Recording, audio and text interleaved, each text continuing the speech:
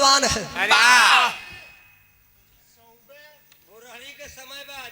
राजा विक्रमादित्य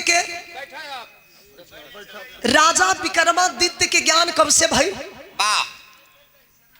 काल बताया राजा विक्रमादित्य से कि आप भी काल से वंचित नहीं रहेंगे, आपको भी काल मारेगा और आपकी मृत्यु जानते हैं कहाँ होगी? तुम्हार मौत पानी में डूब के लिखल बा। राजा विक्रमादित्य सोचे लगलन कि न पानी में जाई न साला हमर डूब के मौत होई। राजा विक्रमादित्य खाली हुए कल नल पर नहाए।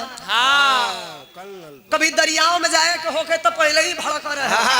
खाली टूटी से नहाए, टूटी से। टूटी से? हाँ टूटी न हो, अरे टूटी से हो। टूटी से झरना सुना ना।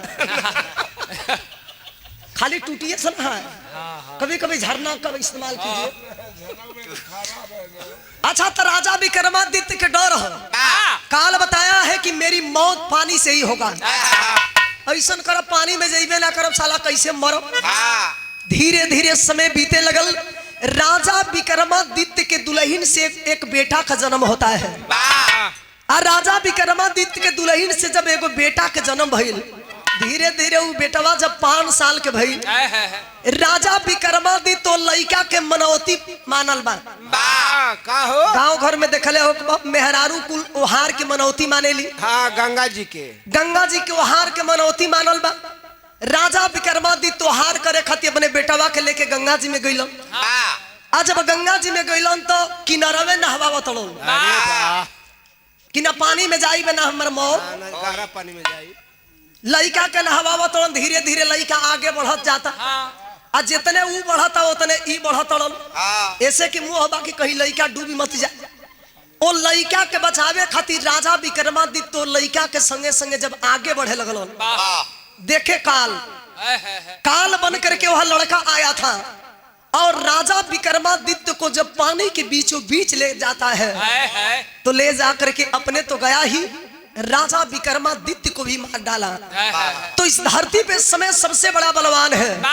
जब राजा हरिश्चंद्र जैसे दानी को समय नहीं छोड़ा, करण दानी को जब समय नहीं छोड़ा, तो हम तू कौन खेत के मुरई है जा आई। चाहे गधा होकबो चाहे गधई होकबो, लेकिन जाए के तू तुरंत काल आई और उखाड़ पखाड़ के चल दी। तो शांति बना करके कभी रहा का आनंद लीजिएगा। कभी का संकेत क्या है बहादुर?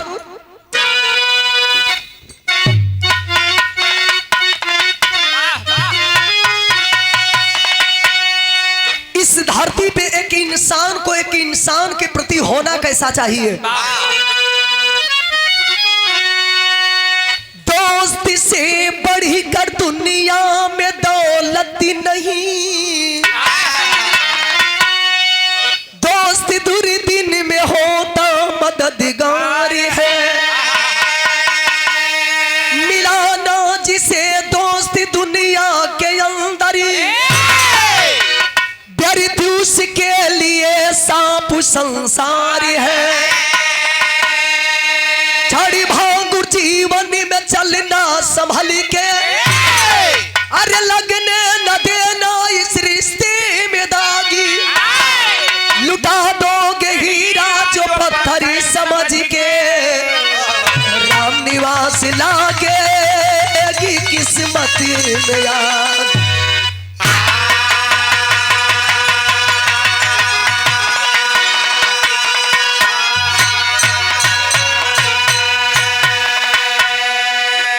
हारमोनियम के आवाज हमके मिले के चाहिए कि हम कहाँ बोलो तनी। दोस्त से बढ़कर दुनिया में दौलत नहीं, दोस्त दुर्दिन में होता मददगार है। मिलाना जिसे दोस्त दुनिया के अंदर, व्यर्थ उसके लिए सांप संसार है। क्षण भांगुर जीवन में चलना संभल के, लगने न देना इस रिश्ते में दागी। लुटा दोगे हीरा जो पत्थर समझ के, तो राम निवास लागे कि किस्मत में आगी। जमाना में कोई की लीलार पर लिखल लिखे, अरे वाह के कैसन इंसान बा, कि के कैसन इंसान बा। हेलो, इस दुनिया में इंसानों को पहचानना बड़ा ही मुश्किल है। और वही समझ पाएगा जो कभी पूरी दुनिया घूम करके थक चुका हो, किस दुनिया के लोग हैं कैसे। बिरहा के अंदर बड़ा सुंदर कवि जी हमारे गजल के अंदाज लिखल बहादुर।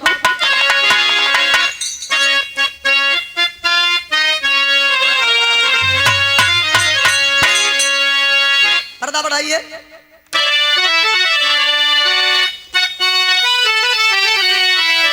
एक आशिक अपने मासूका से कहा, वाह क्या कहा, बजैबो ना कहनी, हमारे ऊपर ध्यान देनी। एक आशिक मासूका से कहा, एक प्रेमी अपने प्रेमिका से क्या कहा, क्या, अरे कहे ये दिल, अरे कहे ये दिल के बीच में दरार हो गई, कहे ये दिल के बीच में दरार हो गई।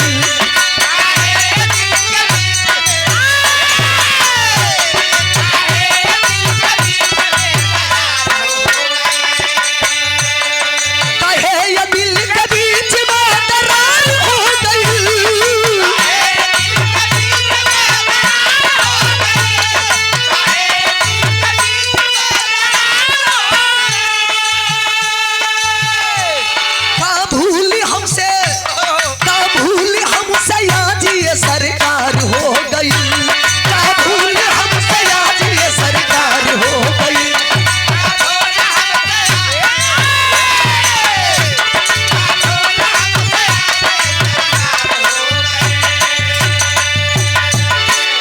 बिरहा गा देना और गा करके पैसा कमा लेना बहुत बड़ी बात नहीं है। हमारे फौजी साहब बैठे हैं, कहेला आदमी की रिश्ता वही होता है, ताली दोनों हाथ से बजेले, एक हाथ से ना, एक हाथ से खाली बजेले तो घंटी बजी, एक हाथ से अगर किसी को इज्जत देते हैं तो दूसरे हाथ से इज्जत आपको मिलता है। सादर 101 रुपया दे के स्वागत के लिए बनी आदरणीय श्री मुन्नू यादव जी, बहुत बहुत भैया के प्रणाम। गजल से बढ़िया कवि जी हमारे बिरहा के लाई लिखलन कैसे बहादुर, अरे अपना जिसे, अरे अपना जिसे बनाना सदा साथ निभाना, अपना जिसे बनाना सदा साथ निभाना,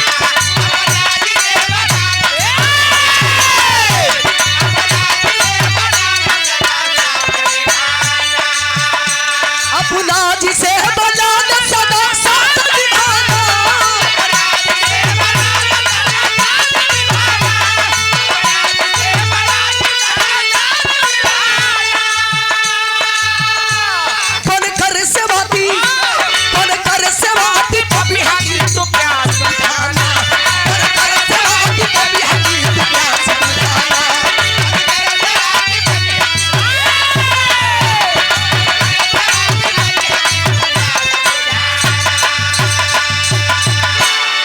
जौना पत्तल में खाइल जाला वो पत्तल में छेद ना कइल जाला। काहे? अच्छा तो छेद के करेला, के हो?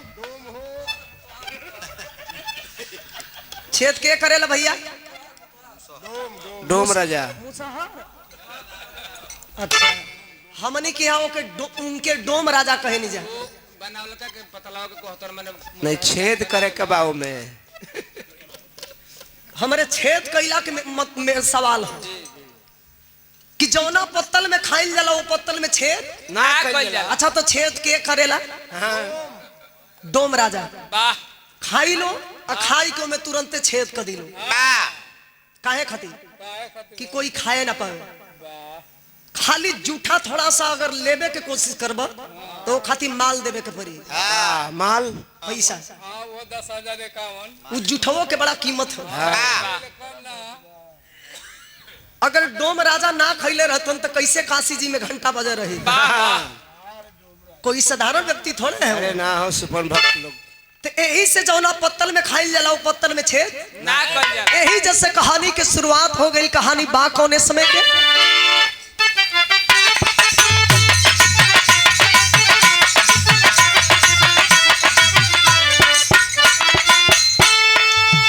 आप एगो बात कहनी है कि जीवन बड़ा भाग्य से मिलता है, चाहे हमारा जीवन हो, चाहे आपका जीवन हो, चाहे किसी और का जीवन हो, बड़ा नसीब से हमको और आपको मनुष्य का तन मिला है, तो इसी के लिए कवि जी हमारे जीवन के ऊपर परिभाषा लिखे हैं।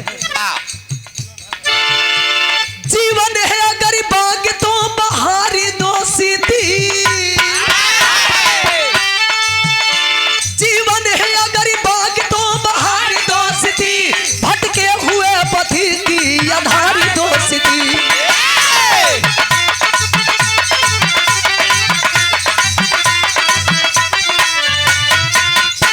दोस्ती में सही जीवन की जो यावना होती, सुदामा और कृष्ण की परिभाषा ना होती।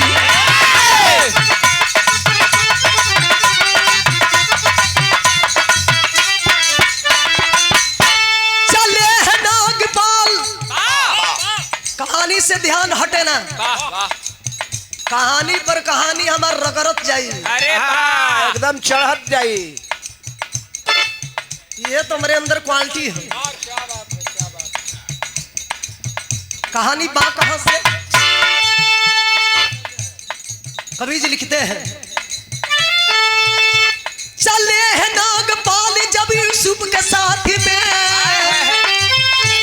चले हैं नागपाल जब यूसुफ के साथ में, कदम बढ़ाए आगे ले तलवार हाथ में।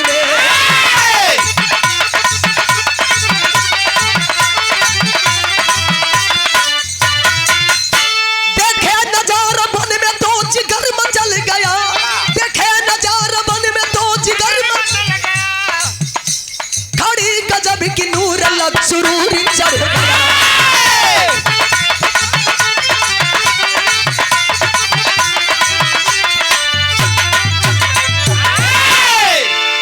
कहानी के समझ लिए बाबू,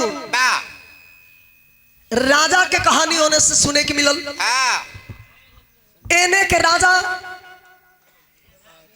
जौने राजा के नाम बा नागपाल, और नागपाल राजा के एगो बचपन के लंगोटिया यार, के हो?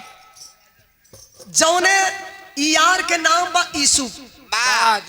नागपाल राजा हिंदू रहलन, और उनकर जिगरी मित्र जो लंगोटिया यार था वो मुसलमान का लड़का था।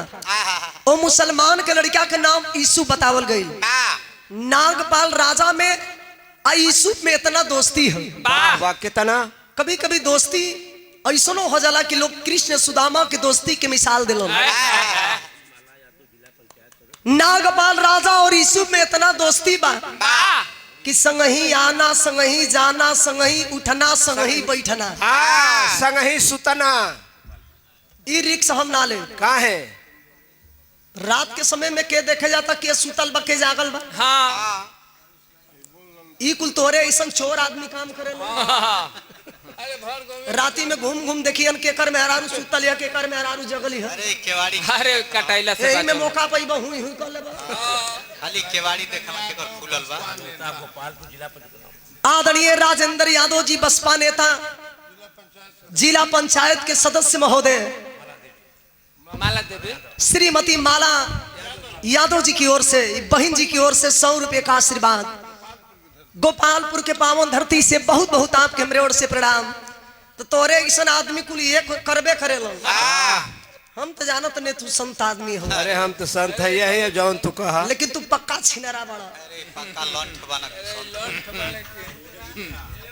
ये तू रात में घूम के देखल करत केकर मेहरारू का करतिया। केवाड़ी खोला केवाड़ी। इनके ऐसा एगो रहे तो खाली हे तरता के हो किया मुंह है। छोट छेद में देखबा तो बड़ लौकी। हाँ आगे वो भाड़ लौकी। खैर ज्यादा मुझे नहीं खींचल जा। नागपाल राजा अपने मित्र के लेकर रात के समय में सुतल बड़ल। अच्छा तो शरीर बड़ा बेचैन है। वो कहे कभी कभी आदमी कुछ सोच देला, वाह वाह, तो नींद ना आवे, तो नींद ना आई, शरीर एकदम बेचैन हो जाए। नागपाल राजा कैसहू रात करवट में बितौलन। सबेर भइल सोचा तड़न कि सबेर के बेला में शांति भैया शांति, सबेर के बेला में अपने मित्र यूसुफ के लेके जंगल में चलब शिकार करे। बढ़िया शिकार मिली, सारा दिमाग फ्रेश हो जाए। नागपाल राजा जब अपने मित्र के लेके जंगल में शिकार करे जब चल रहा हम, इतना बड़ा जंगल बा, इतना बड़ा जंगल कि वो जंगल के बीचों बीच वाह। शिकार करत गयलन कवि जी। लेकिन नागपाल राजा देखो तन कि जो रास्ता के पकड़ के हम आगे जातनी वही रास्तावा पर एगो पूरा भयंकर जौन बा पेड़ बा। वही पेड़वा के नीचवा एगो लड़की बैठल बिया। लड़की नागपाल राजा कलन आई तरह जंगल में शिकार करे। लेकिन यार कभी कभी इंसान जो नहीं सोचता है वो भी हो जाता है। अरे वाह वाह जिंदगी में साला लड़की बहुत देखनी लेकिन एकरा ऐसा लड़की ना नाए भैया ये बतावा कि जंगल में आखिरी करत का बिया। वाह इतना सुंदर रंग इतना सुंदर रूप साला एकर सजावट बनावट गजब है। है रे आंख बुझाता जैसे आम के फारी ओट कतरनी चाउर गर्दन सुराहीदार साला करिहा एक के मुठा के हो। है और नीचे वो नीचे से काम मतलब है बाढ़ सा मैंने हमार को है के मतलब के ऊपर जंगहावा के दली के खामा लगे। हाँ एकर बाबू फिटर रहल मर गेल वही जगह है पहियो कारत बा नापत मर गई चल गेलन बेचारू। देखिए भैया जाड़ भी बहुत लम्हाई है। हम तो अबे बहुत जना के नापो। अरे अब का तू न पबे। अच्छा तो नागपाल राजा कलन है प्रभु वाह जिंदगी में बहुत लड़की देखने है लेकिन हे शीतला माई ऐसा लड़की से भेंट अरे ना ऐसा भइल। हम कबो देखली ना है बाबू। साला इतना सुघर है ई जौना करी हंसत या ना एकर हंसिए तो हमके काल कर दिहल। है कहां से है लड़की मेरी रानी बन जाती वाह उनके का पता है। हाँ बस दीवाना बढ़न तो दीवाना बढ़न भुला गलन कि जंगल में शिकार करे आई रही हम। वही लड़की के ऊपर खाली अखिया है तो दतवा है तो नकिया है तो ओठवा है तो गर्दन है तो पेट है तो मने नीचे तक आ गेलन माने इथू उथू का कहला।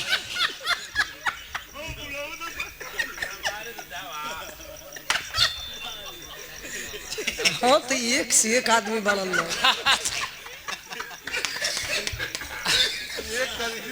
माने लड़का बताओ जब वहाँ के ही हाल बा। हाँ तो वहाँ का आसाराम के छोट भाई है। बारे भक्त नागपाल राजा साला दीवाना हो गेलो नीक लगे हो ये ऐसा आगे हो है ई जेकरे अंदर लग जाई ना हाँ साला जल्दी कतनो ऊपर पानी डालल जाई बुद्धि ना हो वो आग बुतैबे ना करी झंसा के रह जाई। नागपाल राजा दीवाना हो गेलन। जब दीवाना हो गेलन तो कवि जी मेरे विरह में गीत लिखलन।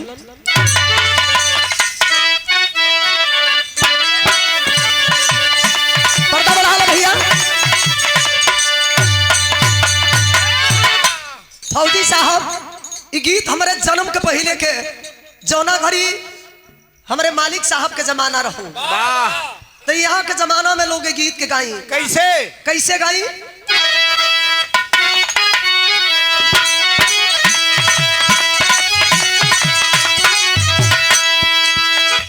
बदनाम होगा जरावा बदनाम होगा जरावा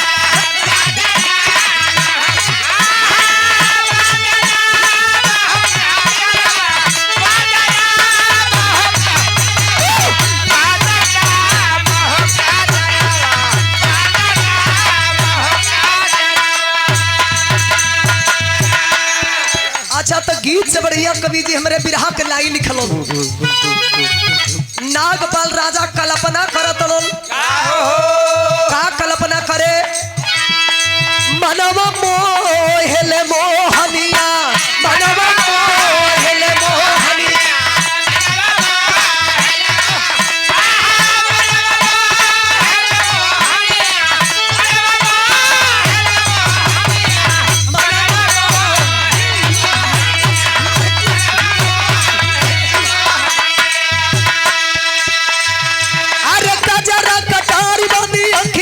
धसे ले ताके ले नजरिया घुमाए हाय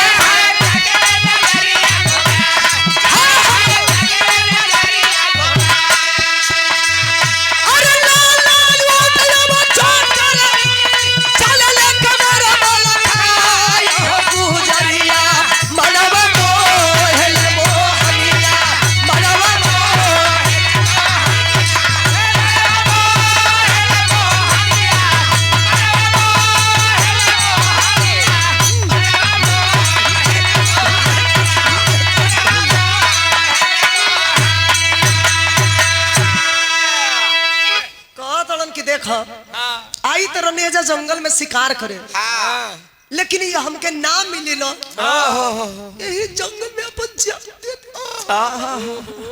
रो मत मिल जाई, यही जंगल में अपन जान दे दे। यीशु पाला रोवा मत, रोवा मत मिली, नसीब में होई तो जरूरे मिली। दोस्त रखो। अच्छा तब भुला गलन के जंगल में शिकारो करे के हो, वही पेड़ के नीचे लड़किया के पीछे बैठल बड़न। अरे वाह, ऐसे ही हो, ऐसे ही खाली टुकु टुकु ताकत हवन। ओ घरी लाचारा नियर बनही के पड़ेला है भैया। लाचार बने के। हाँ तो तोरे ऐसा आदमी उ करबे करी हन कमावा, खाली चुपचाप ताकत हन लड़की के। जब 5 मिनट बीतल, लड़कियों जब यू टर्न लिहलस। अरे वाह, यू टर्न। यू टर्न का मतलब जब घूमल बिया, पीछे देखलस है ई कहां से। अच्छा तो हम बताइला कि खाली मर्दे दीवाना ना होलन मेहरारू पे। अरे वाह, कुछ मर्द भी ऐसन होलन, बेचारी मेहरारू तो कहे ना पावेली, वो भीतरे भीतर अपन कल्पना करेली, पसजेली ना हो, भीतरे भीतर कुहकेली कि काल से नौजवान मेरे दिल का राजा बन जाता है। साला हमरो नसीब कैसन है, हमारा नियर मर्द हुई। यह नौजवान अगर मेरे दिल का राजा बन जाता तो हमरो बगिया खुल जाइए। लड़किया घूमल आ घूमलस तो देखलस नागपाल राजा के कलश कहे राजा यह तो बताइए कि आप कहाँ के राजा हो और इस जंगल में क्या करने के लिए आए थे, जल्दी बताओ। नागपाल राजा कलन डांटो मत, डांटो मत हमर सुगी, डांटो मत, हमर नाम नागपाल राजा है। ई संगे जौन बड़नी हमार मित्र हवनी का नाम बा यीशु। ए जंगल में शिकार करे आई रहनी, लेकिन जब से तो के देखले बानी ना, हाय हाय हाय हाय हाय हाय रे, ई जौन धड़कत रहा, ई 5 के स्पीड में जौन धड़कत रहा, इतना बढ़ गेल कि एक बाय के 20 के रफ्तार में धड़कत। अरे 105 हो गइल बा हो। अब एको मिनट तोहरे बिना चैन ना। लड़किया कल ज्यादा दीवाना मत बनो, तोहरे ऐसा ऐसा कतना लोग गईला न कतना लोग गईला। शायद आपको पता नहीं है, जिस जंगल में आप शिकार करने के लिए आए हो, ये जंगल के रक्षा, ये जंगल के पहरा हमारे पिताजी करे लोग, ये जंगल के राजा हमारे पिताजी हो। ये बात में मर थोड़े हैं, आई रहनी अकेले, लेकिन जाई तो तोके लेके जाई। अरे वाह, लेके मतलब तोके लिए आंख जाई, फरिया के बोला हड़सावा मत। हम मर्द किस्म का आदमी है यार, भले गर्दन कटी चाहे रुकी, लेकिन जाई तो तोके लेके जाई। लड़कियों तो चाहते रहे, लेकिन कहे का राम के करा न भावे। जान गई कि अब राजा दीवाना बढ़ल कलश की चिंता मत कीजिए, जब इतना आप हमको बात कर रहे तो मैं भी चलने के लिए तैयार हूँ राजा, चिंता मत कीजिए। अच्छा तो कौन मर्द हुई जब मेहरारू से ऐसा बात सुनी। अरे उगन धाई लवा हो। अच्छा तो जब राजा सुनलो हन तो देखा उनका पोजीशन का है। आओ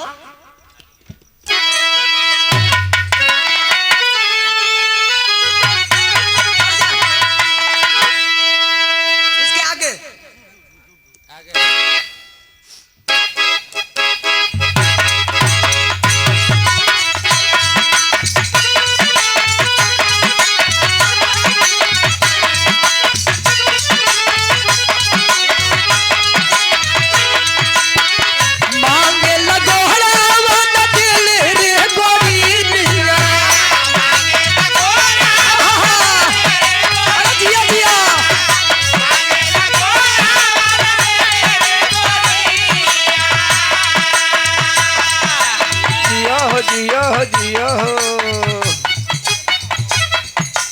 जिया हो बकरी के दूध पिया।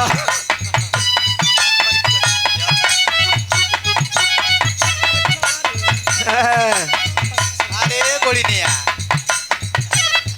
हाय तो दूची खाली भोई भोई करे ले हो।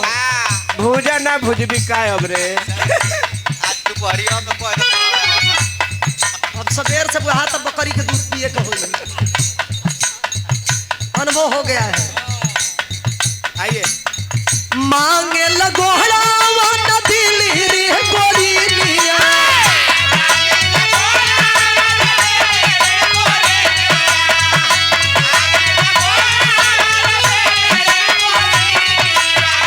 मांगे लगोड़ा वाला देले रे गोरिनिया अरे गोरिनिया रे काके लगवे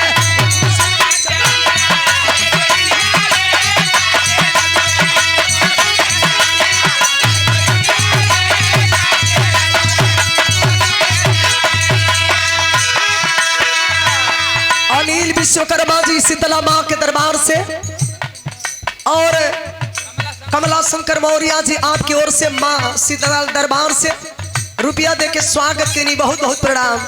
लेकिन बिरहा में भाव लिखल गई बस शांति बना के बिरहा सुनत जाए एकदम पानी ऐसा आपके जैसे शीशा में चेहरा लौकेला एकदम लाइन बाय लाइन आपके चेहरा जैसे शीशा में लौकेला बिरहा में भी आपके एकदम प्रत्यक्ष देखे के और सुने के मिले।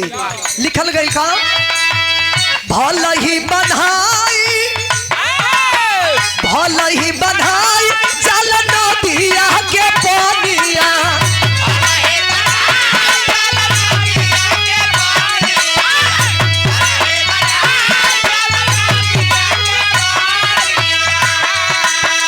भला ही बधाई चल नदिया के पानिया ना बन्हाले हो बन्हाला से जोरावा जवनिया ना बन्हाले हो बन्हाला से जोरावा जवनिया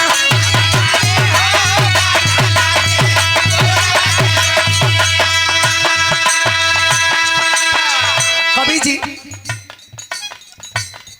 शरी गोड़ावा बन्हा जी हम लेकिन दू गोड़ावा ना बनाई हो मैं बान बन्हा जाई लेकिन साला इस जवानी के पानी ऐसा हो फारत जाले हो बाबू फारत जाले कतना गोड़ा तो दीवार टप जाता सो हाँ लइके ना हो लइकियों हुए बड़ी सो हाँ जंगला उखाड़ देते ये सब उ जंगला खबार के बड़का मोबाइल खातिर राती में देखा तो कि माई बाबू सुतल बड़न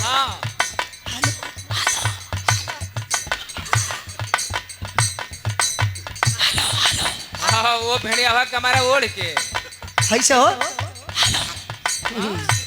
आवा सरसों के खेत में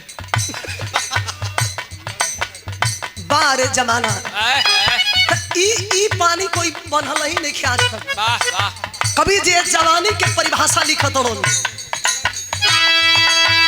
लहड़ली नजरिया कुमरिया झाट बोले ले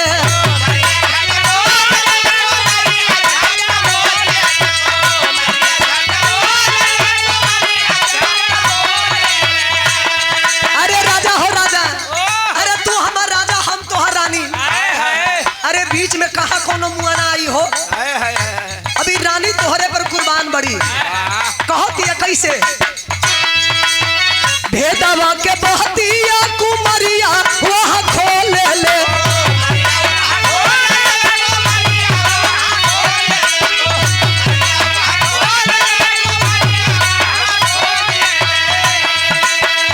आगे जन जाई हो नहीं तो चल जिंदगी जनवा ले ली हो हमारे बाबूजी घुमलिया जनवा ले ली हो हमारे बाबूजी घुमलिया जनवा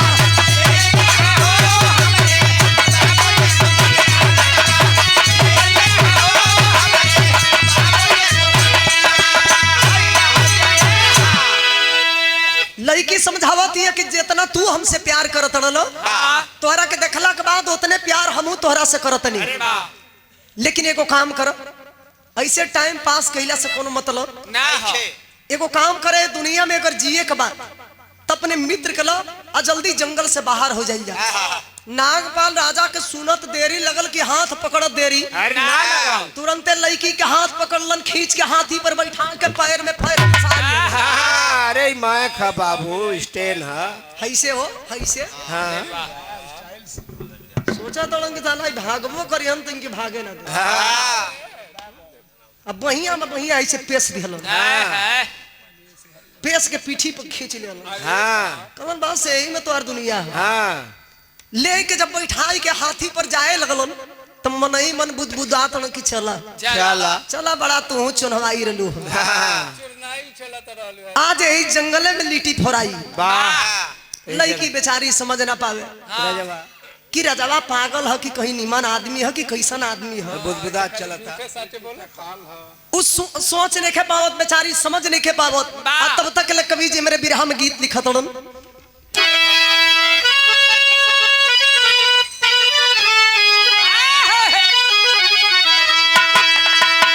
कौनो बेचारी दुल्हन के बड़ा कष्ट है मास्टर साहब वो कहो कमे उम्र में बेचारी के गौना हो गई बड़ा तो कुछ जानो तो ना रहे बड़ा दिक्कत पहुंचल हुई मैं भार बोझ तोहरे ऊपर न हो वो अनजान रहलो पहले के जमाना में मेरे दादा चाचा ये गीत के गाई कैसे गाई बहादुर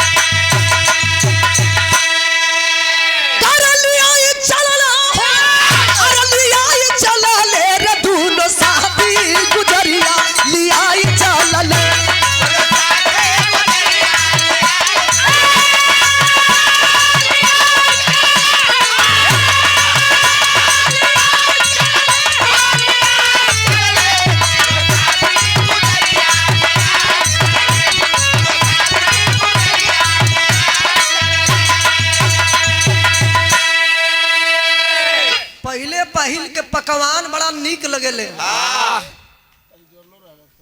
अगर साल भर मान लो कि दाले भात मिलल है यही में अचानक बड़की पूरी मिल जा बुनिया मिल जा तनी करोड़ों रही तो चली सरहोट के लोग हाँ भले तनी जरले बा का आवा तो आवे दो अच्छा तो बड़ा दिन के बाद ऐसा लड़की मिलल है सोचा तो यही जंगले में सुहाग रात मनी वाह सुहाग रात हाँ हो वो लड़की के मैंने कल्पना करत कि यही जंगले में हमनी के अपन उद्घाटन हुई हाथी पर बैठा कर जब कुछ आगे गईलन तो कवि जी लिखत हन का अरे कुछ दूर गईला पर होई गईली रतिया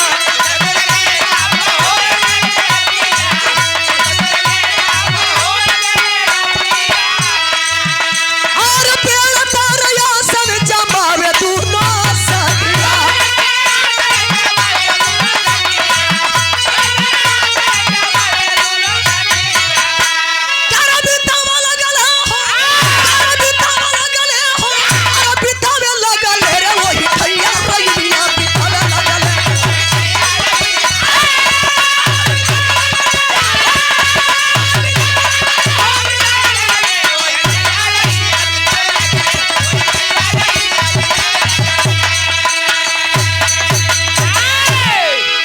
अच्छा तो बर्दाश्त लेके हो सोचा तड़न कि एगो पेड़ बा वही पेड़वा के नीचे ए लड़की के लेके आज रात गुजारी अब यही जैसे बैठ जाई चाचा आप अभी तक ले बहुत हंसी मजाक भइल लेकिन अब हमारे बिरहा में मोड़ आवे वाला नागपाल राजा वो लड़की के लेके एगो बरगद के पेड़ बा वही पेड़वा के नीचे रात गुजारे लगलो बिरहा सुने वाला भैया लोग रात के घड़ी जब 12 बजे तो ही पेड़वा पर एगो गिद्ध अपने गिधनी के लेके सुता रहल लेके सुता रहल गिधनिया अपने गिधवा के बार बार खोदे जागरे की धवा कैसन खाली ठूस के सुतेला हो जब बे न तबे भर छिपा ठूस लेला अच्छा हाय के नाक भर सूत जाला है कैसन आदमी कुलहवन कम से कम तो के पता होके के चाहिए गिधनिया अपने गिधवा के खोदा दिया गिधवा समझ ना पावे एक खाली खीस बरल गिधवा के कलश है सुत सही लोग कहलन कि मेहरारू के जात बड़ी बेकार होली जब रात के घड़ी 10 से 11 बजावेला तबे तोरा में अड़सेला गिदनिया कलश के अच्छा तो बहुत हो गई, हाँ बहुत डांटा तड़ न, हाँ बहुत डांटा तड़ तो दिखा दे इन मौका पर। अरे वाह यह मौका का होला हो। ये ऐसा मौका होला जैसे कहत रह कि घिकुरी मारे के पड़ेला, लॉकडाउन लग रे बचवा। तो मौका पर प्रधानमंत्री होयन तो गोड़ लागे के पड़ी। अरे वाह तबे लॉकडाउन छूटी। ओया झुकही के पड़ी। गिदनिया कलश की ललचा दे, गिदवा कलश की बात का है। कलश की बस इतना बता दो कि 3 गोड़ा सुतल बड़ो सन, आ एक गोड़ा तो हई देखा तनी कि चपक कहे लड़की के संग सुतल है। ई कैसन आदमी है? गिदवा कलश जाए तो छोड़ा, कलश ना तो के बतावे कोई कैसन आदमी है। गिधवा मजबूर हो गई, जब मजबूर हो गई तो कवि जी बिरहा में तेरी लिखलन।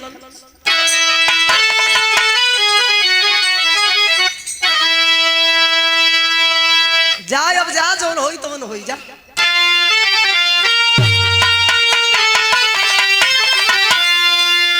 अरे मोरे राम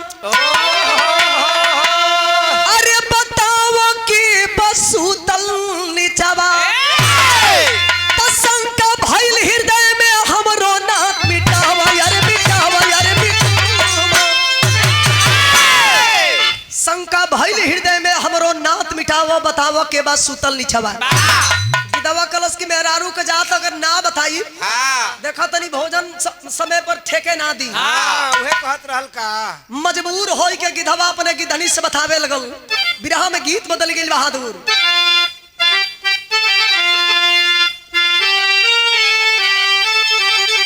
कौनो दुल्हन के दुल्हा नशेड़ी मिल गई। अरे वाह वाह कैसन नशेड़ी रहल। हाय हाय हाय रे नशा में कई किस्म के नशा। वाह कैसन कैसन। दारू के नशा अलग होला, भांग के नशा अलग होला, गांजा के नशा अलग होला। हाँ मेहरारू के नशा अलग होला।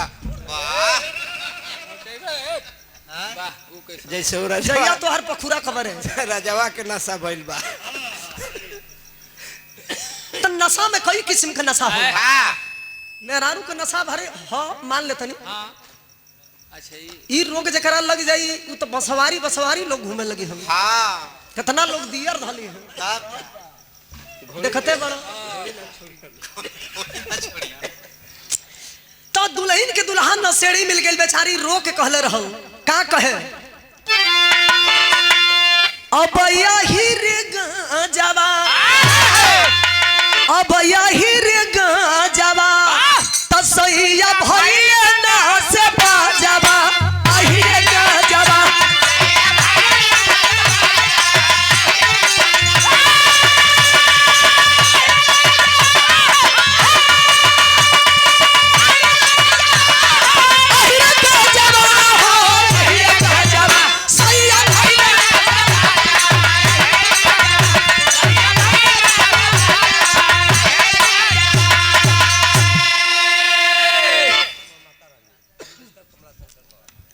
अनिल विश्वकर्मा जी और कमला शंकर मौर्य जी माता रानी के दरबार से रुपया दे के स्वागत के लिए बनी प्रणाम बा।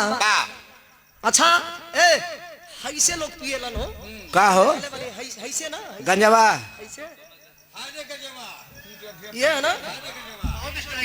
तो राजा पिए गांजा, तमाकू पिए चोर। खैनी खाला चुतिया थुकेला चारू ओर। तू तो मने निमन आदमी हो। हाँ मनी के ना अब ये देखनी खैनी खातो के। अरे वो मुँहे से खाला मुँहे से। तो राजा पिए गांजा, आप तो राजा है अनिल विश्वकर्मा जी। अरे वाह हाँ पर राजा है बाकी हाँ वो में क्वालिटी है। हाँ गांजा पियला का मतलब कि गोरस चाहिए। दोरस चाहे गोरस गोरस के मतलब खान पान सही। मतलब गोरस मत कह। दूध दही मलाई कुल चल। 4 चिलम गांजा बोझला अपन खींच के की।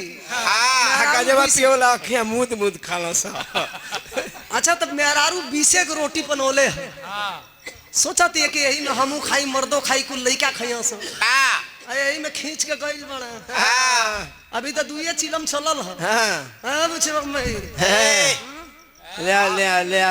ले अच्छा तो बुचिया कमाई ले जाके थरिया धारी हाँ औस सूढ़ लगा के खींची है। सूढ़ लगा के हाँ मुँह से ना खींची हन हथवा काहे के बुझाई कि जे सीबी लगावल हो भक भक रोटी उड़ी आ दारू पिए वाला के दू चार जहां पेक गइल अंदर क्या करता है अरे खाई बा अरे भैया तनी कमे लेला भैया का ज्यादा के जरूरत है कमे लेला बहुत ज्यादा हो गया बहुत ज्यादा पानी मिलाए का उसमें और एक पैक चाहिए अच्छा पियला के बाद जब लुनियाद घरे जइबा हाँ मेहरारू देखी तो गलबा चल देले है हाँ अब जनता उल्टी पुल्टी करी ई तो एकदम परेशान को घले है हगत मुछ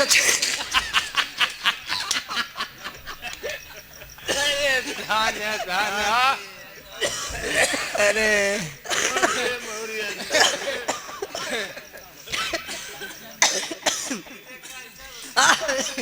अच्छा सही कोई दल बड़ा हद हो गई अच्छा तो खैर छोड़ा ही बतिए आटा बा बिरहा आगे बढ़ल मास्टर भइल का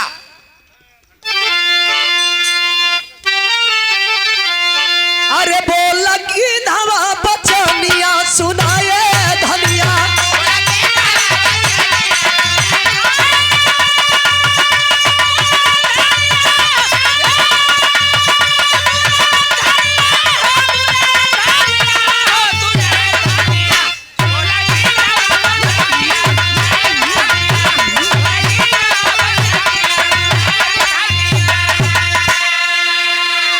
सादर 21 रुपया दे के स्वागत के लिए बनी अनिल विश्वकर्मा जी और कमला शंकर मौर्य जी।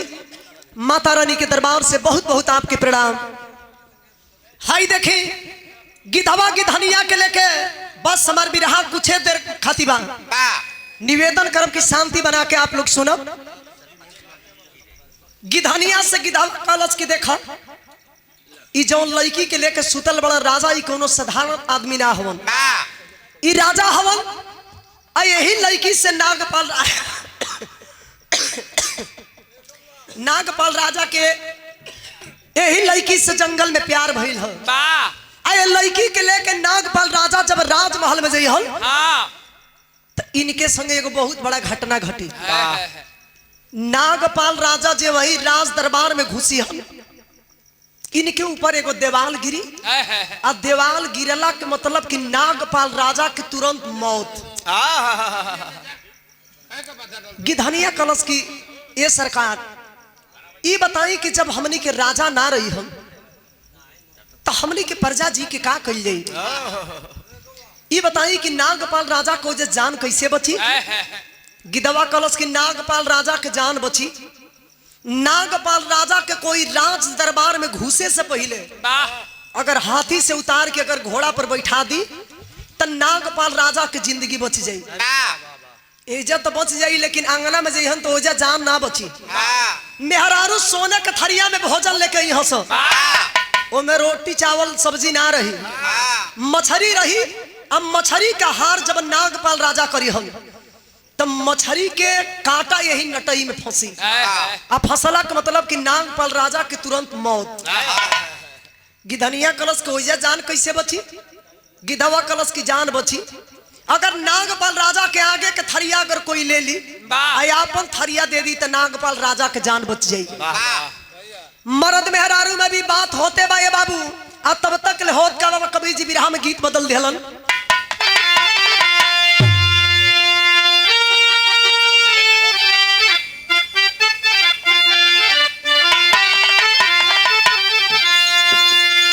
अरे ससुरे से रूसली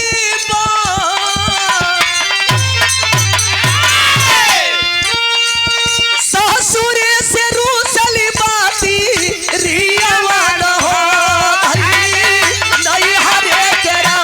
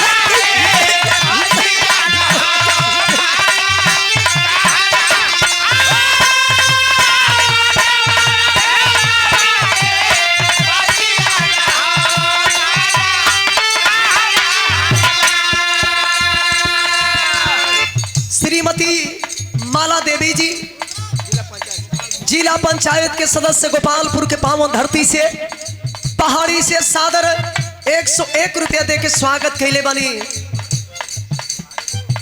और पहाड़ी दोस्त से बहुत बहुत आपके प्रणाम। ऐसे ही रहुआ सबके आशीर्वाद बनल रहे और माता रानी से ही हमारी विनती होगी।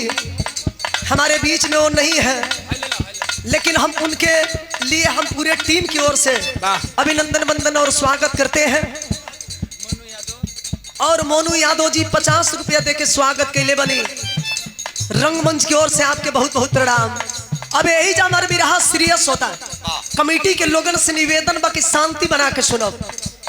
गिद्धनिया से गिधावा कहलस कि नागपाल राजा जब सुहाग रात बितावे ए लड़की के संग जई हम एगो नागिन निकली नगिनिया नागपाल राजा के डसी और जब नागपाल राजा के काटी तो वही सुहागे सेज पर इनकर मौत हो जाएगी। गिधनिया कलश के वजह जान कैसे बची?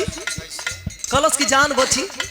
अगर नागपाल राजा के जान बचावे के बाद तो कोई नागिन के अगर मारी दी तो नागपाल राजा के जान ई बतिया के केस सुनत हो के पहले के जमाना में कुछ ऐसन पशु पंछी रहलन कि मनुष्य के भाषा में बोले आ कुछ ऐसा इंसान होके कि पशु पंछी के भाषा के समझ पावे।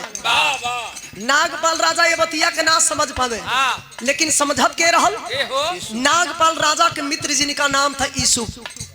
सारी बतिया सुनत रहल। रात के समय बा गिधवा गिधनिया बतियावा तो से धीरे धीरे ये भोर होके लगल। और जब भोर होके लगल तो कवि जी यह लिखा था कि नागपाल राजा के मित्र ईसु बेचैन बनल कि अपने मित्र से सारा क्षमा करेंगे। गिधनिया कहती है कि टेंशन मत ली, जब ये बात बा तो सवेर होई तो हम जाए के सारा सच्चाई नागपाल राजा से बता दे।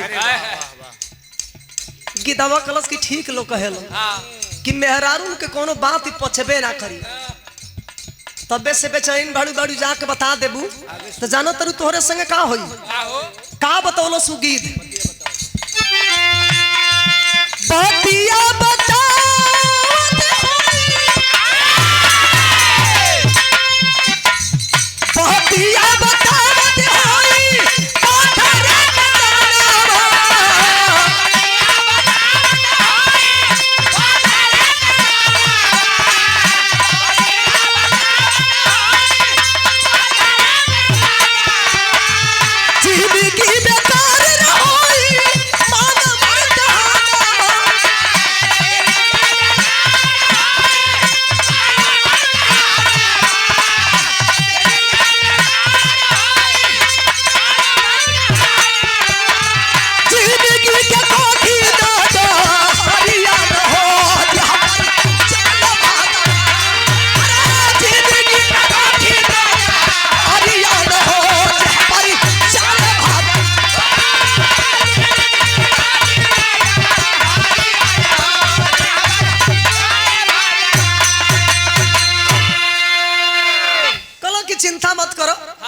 सवेर होई नागपाल राजा से बताई गिदबा कलश की बता देबू न तो तोहरो संगे एगो घटना घटी जे वही नागपाल राजा से सच्चाई बतैबू तो हर शरीर पत्थर के हो जाई।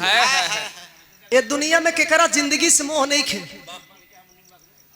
गिधनिया चुप पटा गई कि हम बताई तो हमार शरीर पत्थर के हो जाई। लेकिन ये बात के जानकारी नागपाल राजा के मित्र के हो।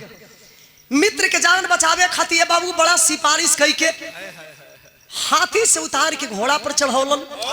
अंगना में मेहरारू जब सोने के थरिया में भोजन लेके अली सब रोआ तलन की भैया हो जिंदगी भर बड़ा मान सम्मान दिल संगही हमने के हर काम कहीं जा संगही खैनी जा। लेकिन आज एक खुशी के मौका पर हम चाहत नहीं कि जौन आपके आगे थरिया आइल बा ये थरिया के भोजन अगर हमके करा देता तो दुनिया वालों के सामने हमार मान सम्मान बढ़ जाए। बाहरे राजा अपने आगा के थरिया अपने मित्र के दे दिलन आई अपने मित्र वाला थरिया अपने लेके भोजन करे लगलन। ओहू जे जान बच गई। लेकिन सुहाग रात में कौन उपाय लगी? ओ दिन मुसलमान के लड़का यूसुफ जाए के सजवे घुस गईलन। इंतजार करतलन कि नागिन कब डसे खाती निकली।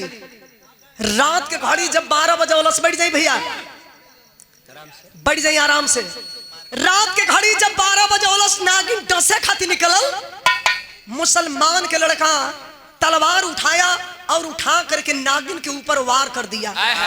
नगिनिया 2 खंड में बट गई, लेकिन एगो चूक हो गई। का हो इंसान चोरी तो करेला, लेकिन कभी कभी देखले होखब कि कुछ ना कुछ सबूत छोड़ जाला।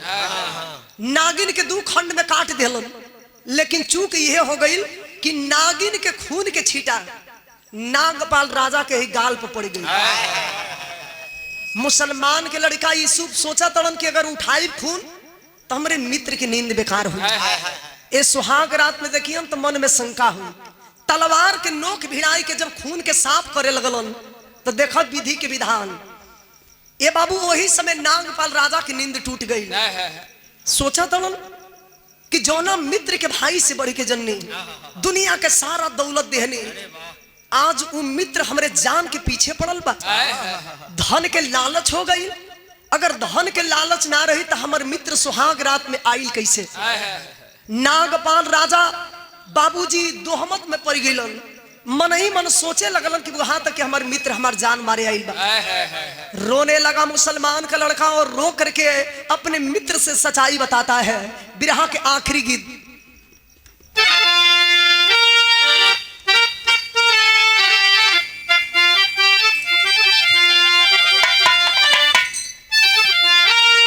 धुन से बढ़िया कवि जी बिरहा के लाइन लिखलन। अरे दोस्त हो के भइला काहे भारी दुश्मनवा,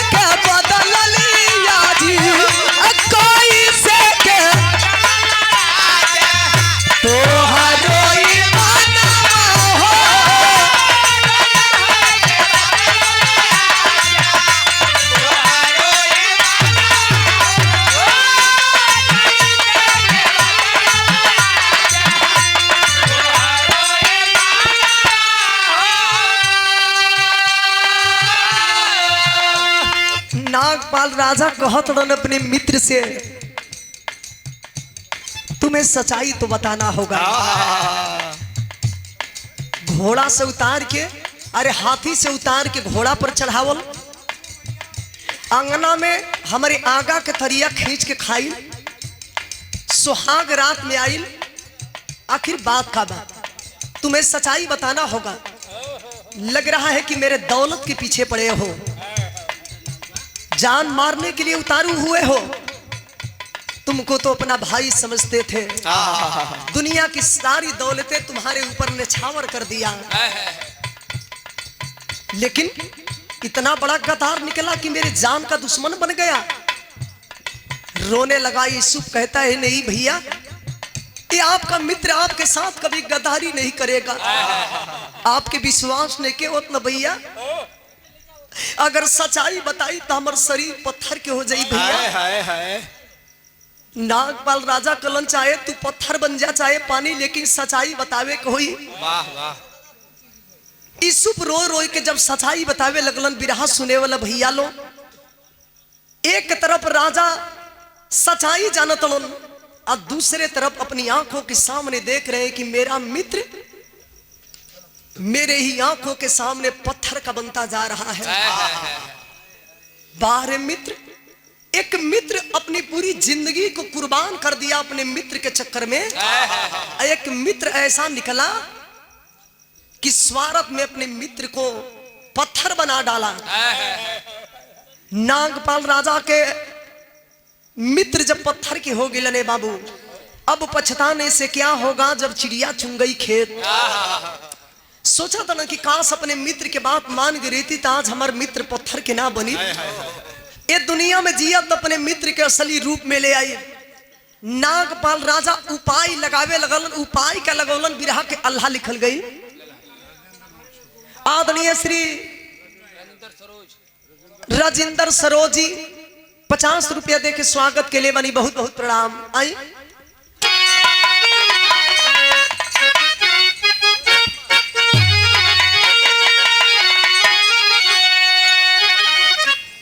हाय रोवे राजकुमारी नाही आविला चयन बाबू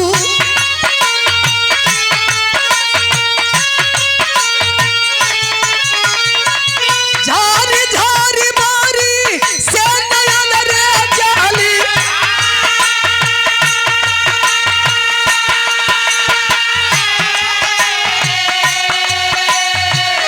एक बेर मुहावा से बोली दे तमितवा बाबू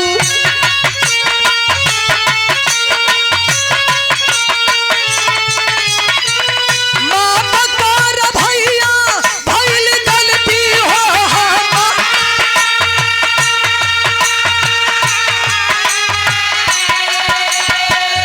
हाथ आइल हीरा के का वह मती हनी बाबू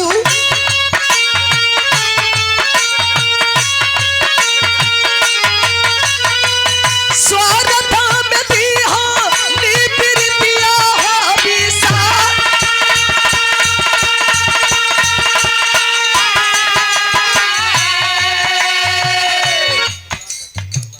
अनिल विश्वकर्मा जी, कमला शंकर मौर्य जी, माता रानी के दरबार से आशीर्वाद मिलल। बहुत बहुत पूरे कमेटी के लोगन के प्रणाम।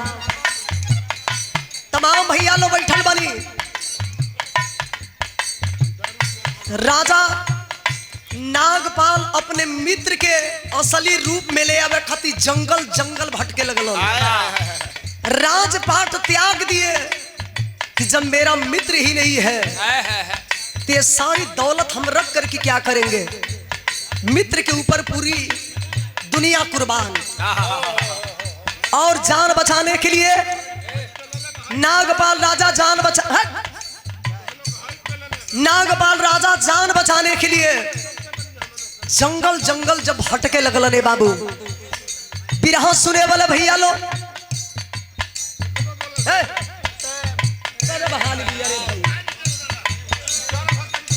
बिरहा सुने वाला भैया लो, नागपाल राजा जब जंगल जंगल भटके लगल, पागल के सम्मान हो जाते हैं। उपाय एक ही है, क्यों ही फिर जंगल में पहुंचल और बरगद के नीचे सूतल। रात के समय में फिर गिधनी अपने गिधवा से पूछा दिया, क्या जी अब की बार ते एगो पागल आइल बा, ई कैसन आदमी है। गिधवा कलश की पागल ना है, ई राजा हवन, अपने मित्र के चक्कर में पागल हो गई बड़न। गिधनिया कहती है कि काहे पगलाइल बड़न।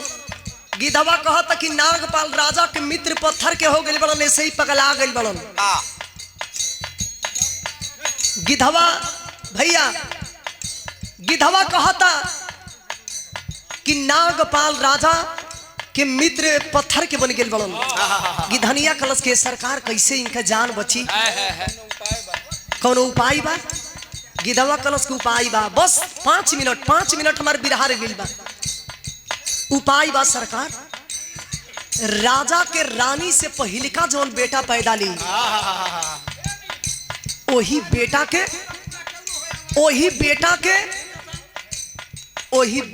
पत्थर रूपी मितवा के ऊपर सुताई के जब नागपाल राजा अपने बेटा के ऊपर अपने हाथ से तलवार जब चलैया न,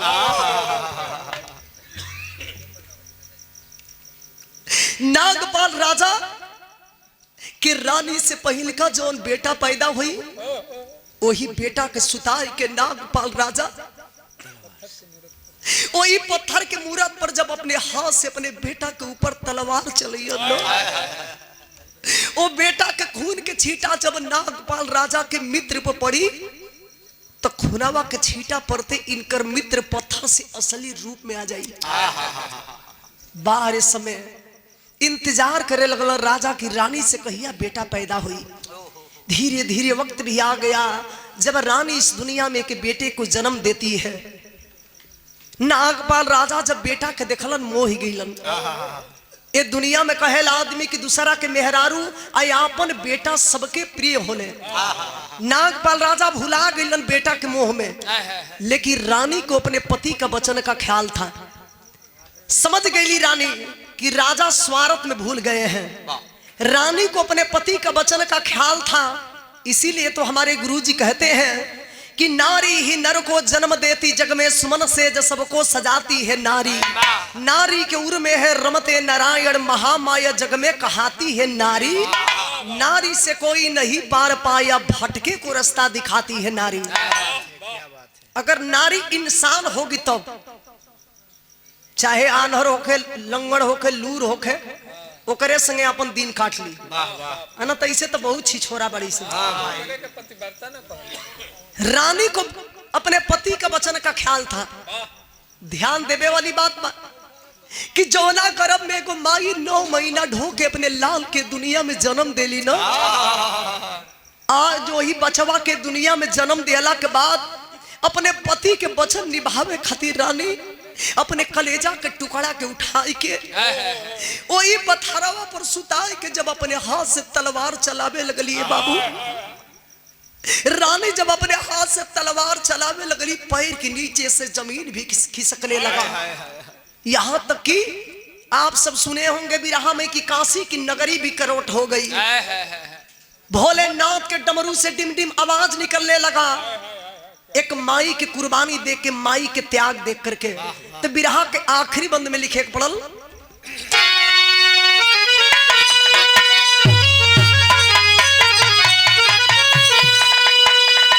अरे मोरे राम तेगा बेटवा के ऊपर चला वाली तेही खरी, हीलल पावर भोले बाबा वाली काशी नगरी।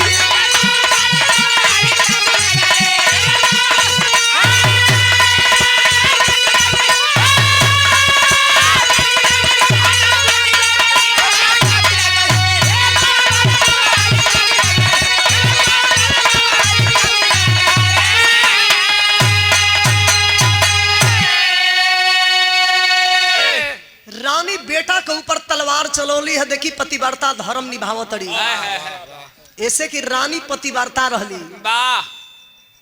रानी पतिव्रता रहली, सत्य पर चले वाली, पति के वचन के ख्याल कैली। अपने मासूम बेटा के ऊपर तलवार चलौली। खून के छींटा जब पत्थर पर पड़ल, पत्थरवा फिर से असली रूप में हो गई। लेकिन रानी देखत का बड़ी, देखा तड़ी कि जौना बेटा के अपने हाथ से कटले बनी, भोलेनाथ के संगे संगे वो बेटा भी बगल में केहा केहा करता।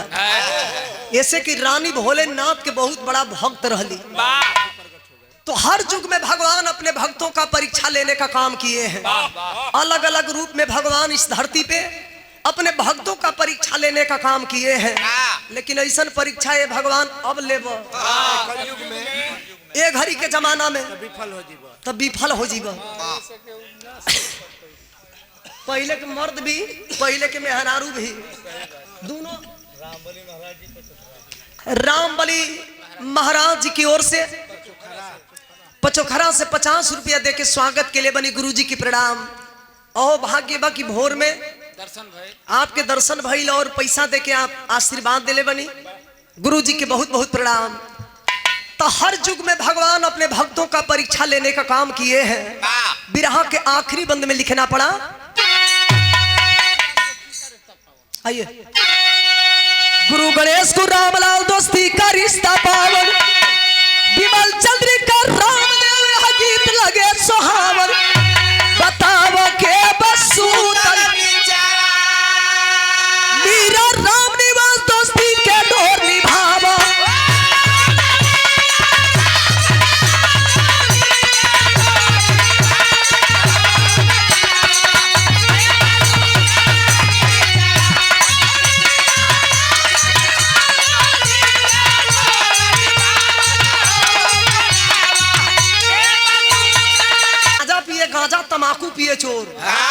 खैनी खाला चुतिया थुकेला चारू ओर। तू तो मने निमन आदमी हो। हाँ हमनी के ना अब ये देखो ये खैनी खातो के अरे वो मुँहे से खाला मुँहे से। तो राजा पिए गांजा। आप तो राजा हैं हाँ अनिल विश्वकर्मा जी। अरे वाह। हाँ पर राजा है बाकी हाँ वो में क्वालिटी है। हाँ गांजा पियला का मतलब कि गोरस चाहिए। हाँ दोरस चाहिए। गोरस गोरस के मतलब खान पान सही। और मतलब गोरस मत कह। दूध दही मलाई कुल चले। 4 चिलम गांजा बोझला अपन खींच के की। हाँ गजबा पियोला अखियां मूद मूद खाला सा। अच्छा तब मेहरारू 20 के रोटी बनोले है। सोचा थी कि यही में हमू खाई मर्दो खाई कुल लइका खाइयो सब। हाँ यही में खींच के गइल बड़ा। हाँ अभी तो 2 चिलम चलल है। हाँ हां बुझे में। ले आ ले आ ले आ ले आ। अच्छा तो बुचिया कमाई ले जाके थरिया धरी हाँ औस सूढ़ लगा के खींची है। सूढ़ लगा के ओ मुँहे से ना खींची हन। हथवा काहे के बुझाई कि जेसीबी लगावल है। भक भक रोटी उड़ी। आ दारू पिए वाला के 2-4 जहां पेक गइल अंदर। बड़ा क्या करता है। अरे खाई बाबा अरे तनी कमे लेला भैया का ज्यादा के जरूरत है। कमे लेला बहुत ज्यादा हो गया। बहुत ज्यादा पानी मिलाए का उसमें। और एक पैक चाहिए। अच्छा पियला के बाद जब लुनियात घरे जइबा हाँ मेहरारू देखी तो गलबा चल देले है। हाँ अब जनता उल्टी पुल्टी करी। ई तो एकदम परेशान क घले है। हगत मुछ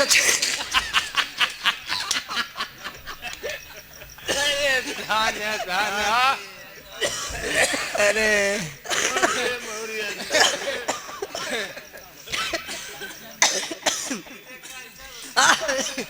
अच्छा सही कोई दल बड़ा। हद हो गई। अच्छा तो खैर छोड़ा ही बतिए हटावा। बिरहा आगे बढ़ल मास्टर भइल का।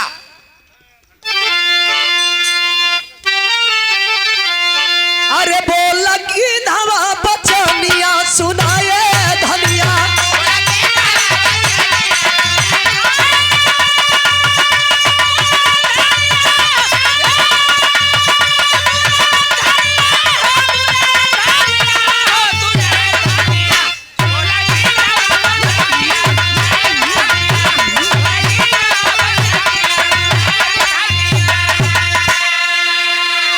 सादर 21 रुपया दे के स्वागत के लिए बनी अनिल विश्वकर्मा जी और कमला शंकर मौर्य जी। माता रानी के दरबार से बहुत बहुत आपके प्रणाम। हाई देखी गिधवा गिधनिया के लेके बस हमार बिरहा कुछ देर खातिबा निवेदन करब की शांति बना के आप लोग सुनब।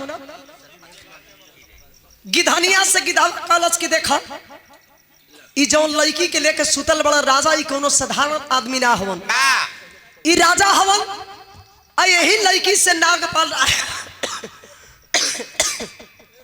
नागपाल राजा के यही लड़की से जंगल में प्यार भइल है। आ लड़की के लेके नागपाल राजा जब राजमहल में जइहल तो इनके संगे एगो बहुत बड़ा घटना घटी। नागपाल राजा जे वही राज दरबार में घुसी हल इनके ऊपर एगो देवाल गिरी। आ देवाल गिरला के मतलब कि नागपाल राजा के तुरंत मौत। गिधनिया कलश की ये सरकार ये बताई कि जब हमनी के राजा ना रही हम तो हमनी के प्रजा जी के का कल जाई। ये बताई कि नागपाल राजा को जे जान कैसे बची। गिधवा कलश की नागपाल राजा के जान बची। नागपाल राजा के कोई राज दरबार में घुसे से पहले अगर हाथी से उतार के अगर घोड़ा पर बैठा दी तो नागपाल राजा की जिंदगी बच जाई। इज्जत तो बच जाई लेकिन आंगना में जइहन तो ओजा जान ना बची। मेहरारू सोने के थरिया में भोजन लेके यहाँ से वो में रोटी चावल सब्जी ना रही मछली रही। अब मछली का हार जब नागपाल राजा करी हम तो मछली के कांटा यही नटई में फंसी। अब फसला का मतलब कि नागपाल राजा के तुरंत मौत। गिधनिया कलश को ओइजा जान कैसे बची। गिधवा कलश की जान बची। अगर नागपाल राजा के आगे के थरिया अगर कोई ले ली अपन थरिया दे दी तो नागपाल राजा के जान बच जाई। मर्द मेहरारू में भी बात होते बा ये बाबू। अब तब तक होत का कवि जी बिरहा में गीत बदल दिलन।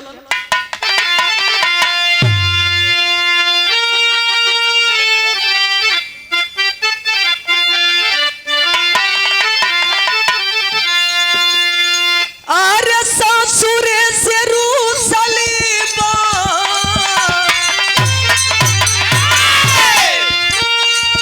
ससुरे से रूसली बाती रियावा न हो नहीं हरे केरा ससुरे से रूसली बाती रियावा न हो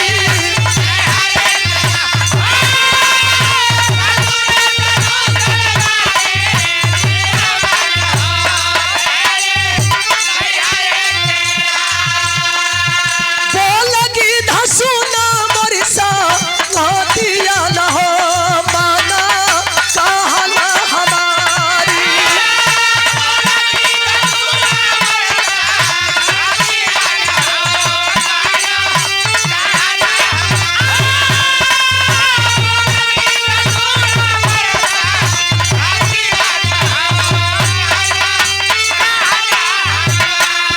बहके माया भेदावा के बतिया न हो माना कहना हमारी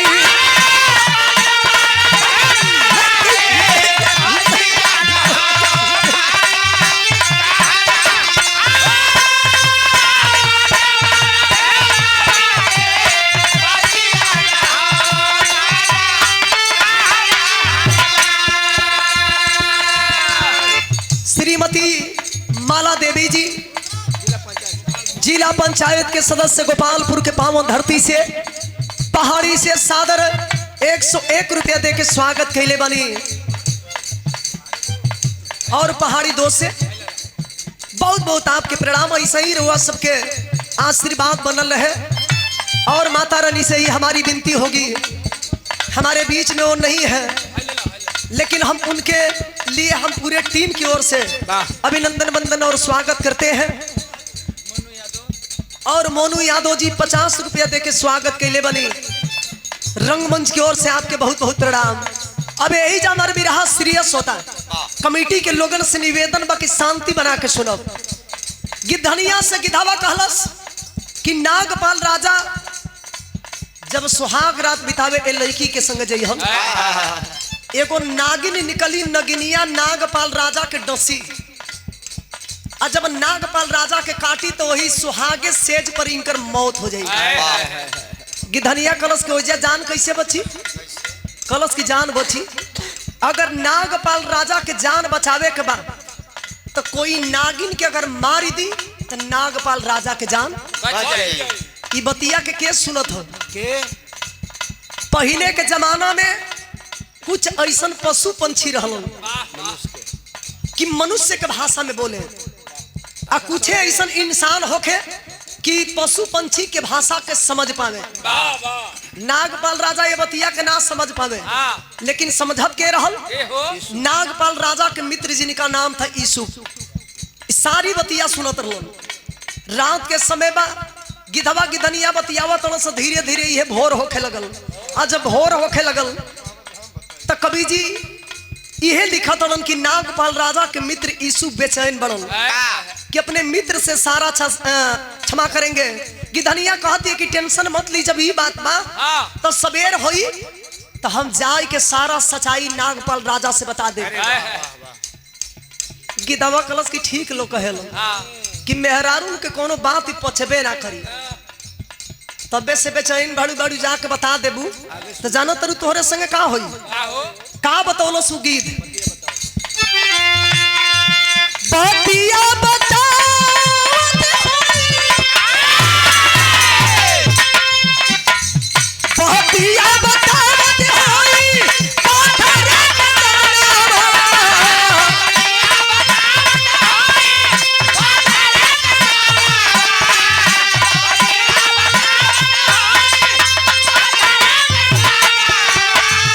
जिंदगी बेकार रहोई मान मत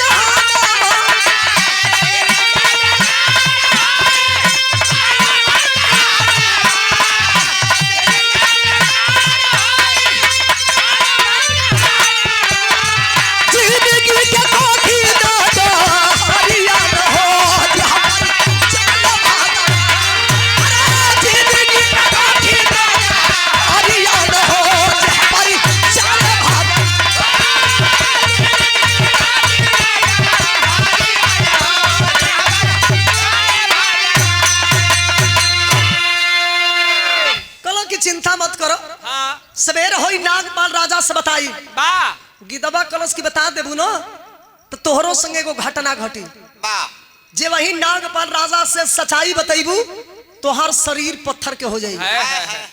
ये दुनिया में केकरा जिंदगी से मोह नहीं खे। गिधनिया चुप पटा गई कि हम बताई तो हमार शरीर पत्थर के हो जाई। लेकिन ये बात के जानकारी नागपाल राजा के मित्र के हो। मित्र के जान बचावे खातिर बाबू बड़ा सिफारिश कई के हाथी से उतार के घोड़ा पर चढ़ौलन। अंगना में मेहरारू जब सोने के थरिया में भोजन लेके अली सब रोआ तड़न की भैया हो जिंदगी भर बड़ा मान सम्मान दिल संगही हमने के हर काम कही नहीं जा संगही खई नहीं जा। लेकिन आज एक खुशी के मौका पर हम चाहत नहीं कि जवन आपके आगे थरिया आइल बा ये थरिया के भोजन अगर हमके करा देता तो ई दुनिया वालन के सामने हमार मान सम्मान बढ़ जाए। बाहरे राजा अपने आगा के थरिया अपने मित्र के दे दिहलन आई अपने मित्र वाला थरिया अपने लेके भोजन करे लगलन। ओहू जे जान बच गई। लेकिन सुहाग रात में कौन उपाय लगी। ओ दिन मुसलमान के लड़का यूसुफ जाए के सजवे घुस गईलन। इंतजार करतलन कि नागिन कब डसे खाती निकली। रात के घड़ी जब 12 बजे उलस बैठ जाई भैया बैठ जाई आराम से। रात के घड़ी जब 12 बजे उलस नागिन डसे खाती निकलल मुसलमान के लड़का तलवार उठाया और उठा करके नागिन के ऊपर वार कर दिया। नगिनिया 2 खंड में बट गई। लेकिन एगो चूक हो गई। इंसान चोरी तो करेला लेकिन कभी कभी देखले होखबो कि कुछ ना कुछ सबूत छोड़ जाला। नागिन के 2 खंड में काट दिलन। लेकिन चूक यह हो गई कि नागिन के खून के छींटा नागपाल राजा के ही गाल पर पड़ गई। मुसलमान के लड़का यूसुफ सोचा तड़न कि अगर उठाई खून तो हमारे मित्र की नींद बेकार हुई। ये सुहाग रात में देखिए तो मन में शंका हुई। तलवार के नोक भिड़ाई के जब खून के साफ करे लगलन तो देखा विधि के विधान। ये बाबू वही समय नागपाल राजा की नींद टूट गई। सोचा तड़न कि जौना मित्र के भाई से बढ़ के जननी दुनिया के सारा दौलत देहनी आज वो मित्र हमरे जान के पीछे पड़ल बा। धन के लालच हो गई। अगर धन के लालच ना रही तो हमार मित्र सुहाग रात में आइल कैसे। नागपाल राजा बाबूजी दोहमत में पड़ गईलन। मन ही मन सोचे लगलन कि वहां तक कि हमारे मित्र हमार जान मारे आइल बा। रोने लगा मुसलमान का लड़का और रो करके अपने मित्र से सच्चाई बताता है। बिरहा के आखिरी गीत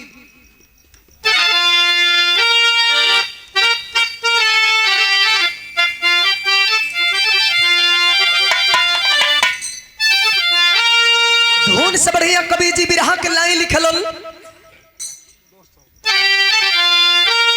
अरे दोस्त हो के भइला काहे भारी दुश्मनवा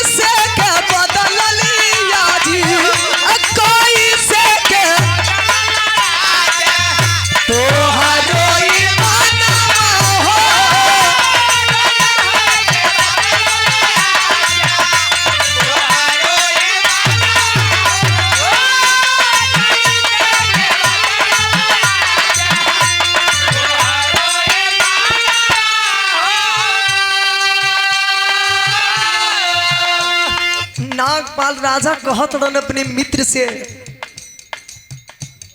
तुम्हें सच्चाई तो बताना होगा। घोड़ा से उतार के अरे हाथी से उतार के घोड़ा पर चढ़ावल अंगना में हमारे आगा के थरिया खींच के खाई सुहाग रात में आइल। आखिर बात का बात तुम्हें सच्चाई बताना होगा। लग रहा है कि मेरे दौलत के पीछे पड़े हो जान मारने के लिए उतारू हुए हो तुमको तो अपना भाई समझते थे, दुनिया की सारी दौलतें तुम्हारे ऊपर निछावर कर दिया, लेकिन इतना बड़ा गद्दार निकला कि मेरे जान का दुश्मन बन गया। रोने लगा यूसुफ, कहता है नहीं भैया, ये आपका मित्र आपके साथ कभी गद्दारी नहीं करेगा। आपके विश्वास ने के उतना भैया, अगर सच्चाई बताई तो हमार शरीर पत्थर के हो जाई भैया। नागपाल राजा कलन चाहे तू पत्थर बन जा चाहे पानी, लेकिन सच्चाई बतावे को होई। वाह वाह। यूसुफ रो रो के जब सच्चाई बतावे लगलन, बिरहा सुने वाला भैया लो, एक तरफ राजा सच्चाई जानत लन और दूसरे तरफ अपनी आंखों के सामने देख रहे हैं कि मेरा मित्र मेरे ही आंखों के सामने पत्थर का बनता जा रहा है। बाहर मित्र, एक मित्र अपनी पूरी जिंदगी को कुर्बान कर दिया अपने मित्र के चक्कर में। एक मित्र ऐसा निकला कि स्वार्थ में अपने मित्र को पत्थर बना डाला। नागपाल राजा के मित्र जब पत्थर के हो गए बाबू, अब पछताने से क्या होगा जब चिड़िया चुन गई खेत। सोचा था ना कि काश अपने मित्र के बात मान गई रहती तो आज हमारे मित्र पत्थर के ना बनी। ये दुनिया में जिया तो अपने मित्र के असली रूप में ले आई। नागपाल राजा उपाय लगावे लगलन, उपाय का लगौलन, बिरहा के अल्लाह लिखल गई। आदरणीय श्री राजेंद्र सरोज जी 50 रुपया दे के स्वागत के लिए बनी, बहुत बहुत प्रणाम। आई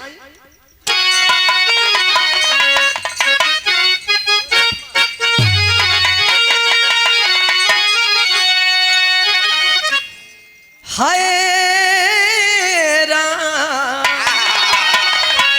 रोवे राजकुमारी नाही आविला चयन बाबू,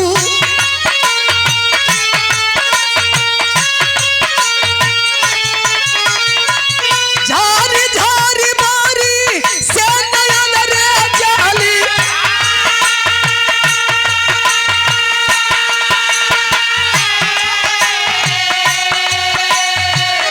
एक बेर मुहावा से बोली दे तमितवा बाबू।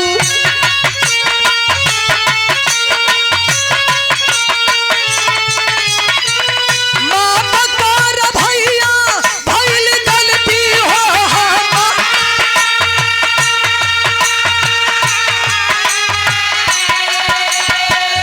हाथ आइल हीरा के तो वह मती हनी बाबू।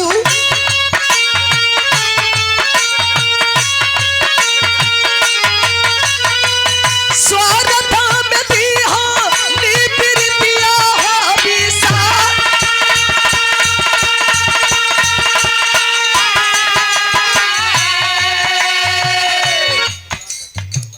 अनिल विश्वकर्मा जी, कमला शंकर मौर्य जी, माता रानी के दरबार से आशीर्वाद मिलल, बहुत बहुत पूरे कमेटी के लोगन के प्रणाम।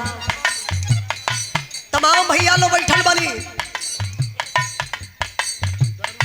राजा नागपाल अपने मित्र के असली रूप में ले आवे खातिर जंगल जंगल भटके लगल। राजपाट त्याग दिए कि जब मेरा मित्र ही नहीं है तो ये सारी दौलत हम रख करके क्या करेंगे। मित्र के ऊपर पूरी दुनिया कुर्बान, और जान बचाने के लिए नागपाल राजा नागपाल राजा जान बचाने के लिए जंगल जंगल जब हटके लगल रे बाबू। बिरहा सुने वाले भैया लो,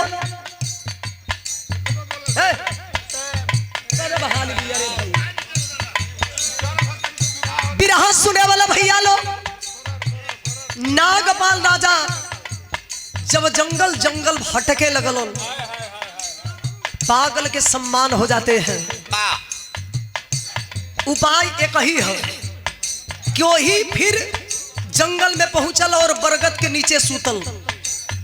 रात के समय में फिर गिधनी अपने गिधवा से पूछा दिया, क्या जी अब की बार ते एगो पागल आइल बा, ई कैसन आदमी है। गिधवा कलश की पागल ना है, ई राजा हवन अपने मित्र के चक्कर में पागल हो गई बड़न। गिधनिया कहती है कि काहे पगलाई बड़न। गिधवा कहता कि नागपाल राजा के मित्र पत्थर के हो गई बड़न, ऐसे ही पगला गई बड़न। गिधवा भैया गिधवा कहता कि नागपाल राजा के मित्र पत्थर के बन गए बड़न। गिधनिया कलश के सरकार कैसे इनका जान बची, कौन उपाय बा? गिधवा कलश के उपाय बा, बस 5 मिनट हमारे बिरहा गिल बा। उपाय बा सरकार, राजा के रानी से पहिलका जौन बेटा पैदा ली, वही बेटा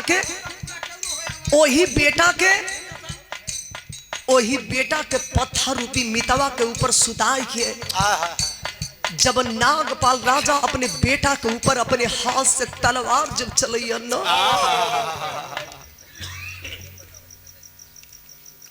नागपाल राजा के रानी से पहले का जौन बेटा पैदा हुई, वही बेटा के सुताई के नागपाल राजा वही पत्थर के मूरत पर जब अपने हाथ से अपने बेटा के ऊपर तलवार चलैया न, वो बेटा के खून के छींटा जब नागपाल राजा के मित्र पर पड़ी तो खूनावा के छींटा पड़ते इनकर मित्र पत्थर से असली रूप में आ जाई। बाहर समय इंतजार करे लगल राजा की रानी से कहिया बेटा पैदा हुई। धीरे धीरे वक्त भी आ गया जब रानी इस दुनिया में के बेटे को जन्म देती है। नागपाल राजा जब बेटा के देखलन मोह गईलन।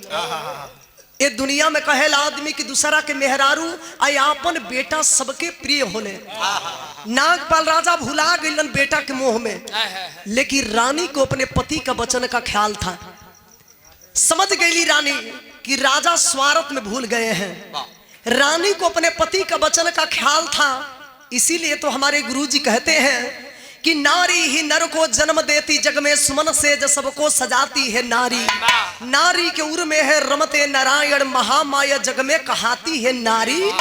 नारी से कोई नहीं पार पाया, भटके को रास्ता दिखाती है नारी। अगर नारी इंसान होगी तब चाहे आन्हर होके, लंगड़ होके, लूर होके, ओकरे संगे अपन दिन काट ली है ना। तैसे तो बहुत छिछोरा बड़ी से। रानी को अपने पति का वचन का ख्याल था। ध्यान देवे वाली बात कि जौना गर्भ में को माई 9 महीना ढोके अपने लाल के दुनिया में जन्म देली ना, आज वही बचवा के दुनिया में जन्म देला के बाद अपने पति के वचन निभावे खातिर रानी अपने कलेजा के टुकड़ा के उठाई के वही पथरावा पर सुताई के जब अपने हाथ से तलवार चलावे लगली है बाबू। रानी जब अपने हाथ से तलवार चलावे लगली, पैर के नीचे से जमीन भी खिसकने लगा। यहाँ तक कि आप सब सुने होंगे बिरहा में कि काशी की नगरी भी करोट हो गई। भोलेनाथ के डमरू से डिम डिम आवाज निकलने लगा। एक माई की कुर्बानी देख के, माई के त्याग देख करके, तो बिरहा के आखिरी बंद में लिखे पड़ल,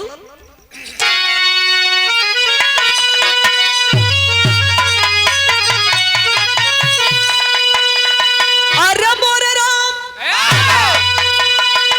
तेगा बेटवा के ऊपर चला वाली तेही खरी, हीलल पावर भोले बाबा वाली काशी नगरी।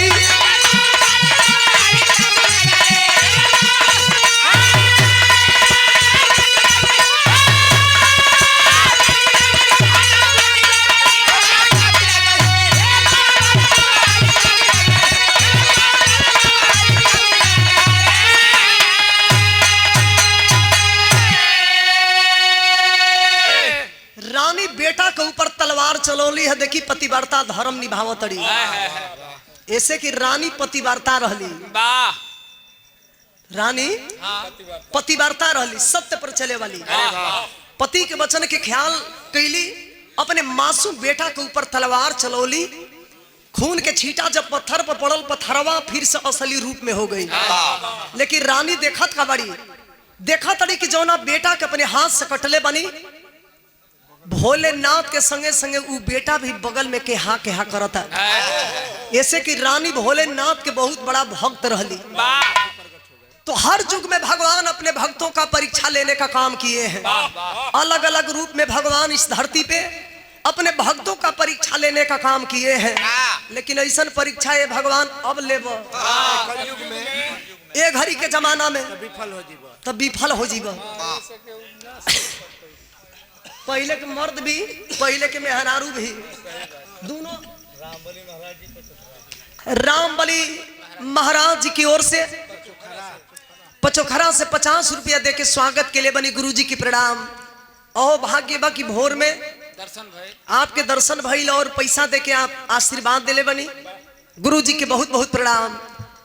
तो हर युग में भगवान अपने भक्तों का परीक्षा लेने का काम किए हैं। बिरहा के आखिरी बंद में लिखना पड़ा। आइए गुरु गणेश को रामलाल दोस्ती का रिश्ता पावन